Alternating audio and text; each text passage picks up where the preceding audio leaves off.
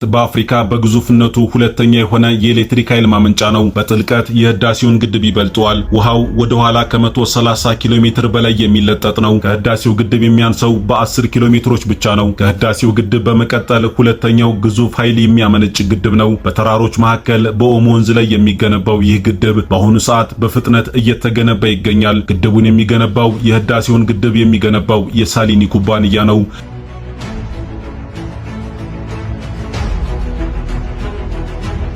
ይህ ግድብ የተያዘለት በጀት 2.7 ቢሊዮን ዶላር ነው።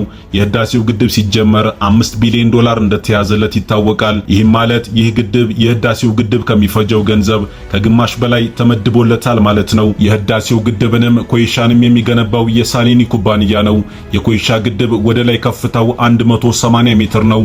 የጎን ስፋቱ 1 ኪሎ ሜትር ሲሆን ሐይቁ የወንዙን ኋላ ተከትሎ እስከ 130 ኪሎ ሜትር ድረስ ይዘረጋል። ይህም ከጊቤ ግድብ ጋር የሚገናኝ ይሆናል። ከህዳሴው ግድብ ጋር ተመሳሳይም ነው።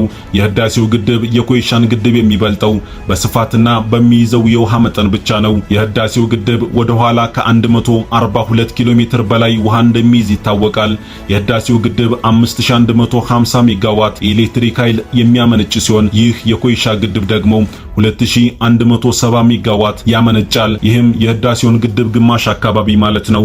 ይህ የግብፁ አስዋን ግድብ የሚያመነጨውን የኤሌክትሪክ ኃይል መጠን ይበልጣል። ኮይሻ ከህዳሴው ግድብ በመቀጠል በአፍሪካ ሁለተኛው ግዙፍ የኤሌክትሪክ ኃይል የሚያመነጭ ነው። ይህም በመገባደድ ላይ የሚገኘው ሁለተኛው ታላቅ የኃይል ማመንጫ ግድብ 9 ቢሊዮን ኪዩቢክ ሜትር ውሃ ማጠራቀም ይችላል።